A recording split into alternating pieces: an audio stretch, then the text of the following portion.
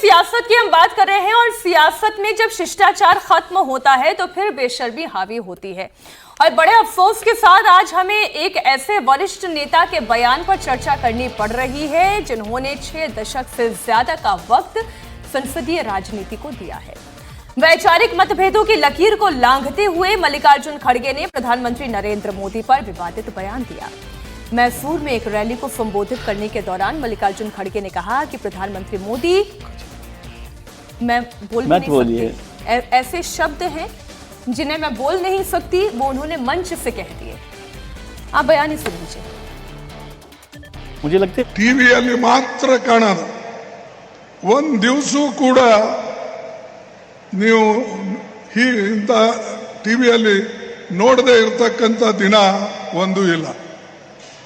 ಹಿಂದೆ ಪ್ರಧಾನಮಂತ್ರಿಗಳು ಯಾರು ಕೂಡ ದೂರದರ್ಶನ್ ಸರ್ಕಾರ ಸ್ವತ್ತದ ಟಿವಿ ಇದ್ರೂ ಯಾರು ಕೂಡ ದಿನ ಎದ್ದು ಇವರಂಗೆ ಟಿವಿಯಲ್ಲಿ ಬೊಗಳ್ತಾ ಇರಲಿಲ್ಲ.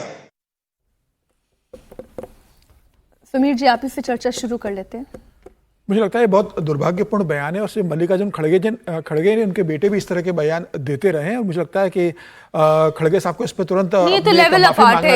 इतना घटिया बयान तो निश्चित रूप से। और मल्लिकार्जुन जी से तो कम से कम ये एक्सपेक्ट नहीं करते। कल लोकसभा का पार्लियामेंट का सेशन कल शुरू हो रहा है, लोकसभा और राज्यसभा के दोनों सत्र लगेंगे, तो मुझे लगता है कि भारतीय जनता पार्टी को ये मुद्दा वहां उठाना चाहिए कि किस तरीके से मल्लिकार्जुन खड़गे आप 80 साल की उम्र के कांग्रेस के वरिष्ठ नेता और लंबे समय से आपका संसदीय इतिहास रहा है, केंद्र में आप मंत्री रहो, देश के प्रधानमंत्री के लिए आप इस तरह के शब्दों का इस्तेमाल कर रहे हो। मुझे लग रहा है ये शब्द कैसे आते हैं? ये मतलब उम्र की वजह से स्लिप ऑफ टंग हो गया या फिर सोच समझ के या फ्रस्ट्रेशन, चिढ़ है? किस बात की चिढ़? आप अत्याधिक जब नफरत होती है आपको किसी व्यक्ति से, आप जब नफरत किस में चले चिढ़ जाते भी नहीं है, नफरत है, नफरत रहती है आपके, तब इस तरह के आप शब्दों का इस्तेमाल करते हो।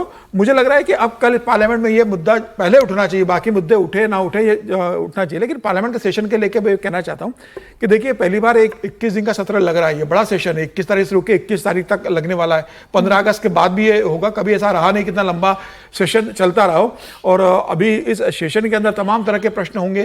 मुझे लग रहा है ये पूरा समय है विपक्ष के पास कि विपक्ष सारे प्रश्न पूछ ले और सरकार के पास भी ये समय है कि सरकार सारे प्रश्नों का जवाब दे। देखिए पार्लियामेंट में तो प्रश्न पूछे ही जाते हैं, जो आज विपक्ष में कल वो सत्ता पक्ष में थे, आज जो सत्ता पक्ष में कल वो विपक्ष में थे, आज जो विपक्ष की भूमिका निभा रहे वो भी सत्ता पक्ष वाले एक समय विपक्ष में रहकर भूमिका निभाते थे और सरकार को प्रश्न पूछा करते थे। तो मुझे लग रहा है कि विपक्ष चर्चा करे, जो प्रश्न पूछा है होला ना करे, पार्लियामेंट के कार्रवाई को बाधा ना करे, वॉकआउट ना करे सदन से। लेकिन मैं फिर से इसी मुद्दे पर इसलिए लेकर आ रही हूं कि कब ऐसा होता है कि मल्लिकार्जुन खड़गे ने कोई भाषण दिया हो या कहीं कोई रैली की हो या सरकार के ऊपर सवाल उठाए हो या राहुल गांधी ने कुछ कहा हो और उसे टीवी ने ना दिखाया हो।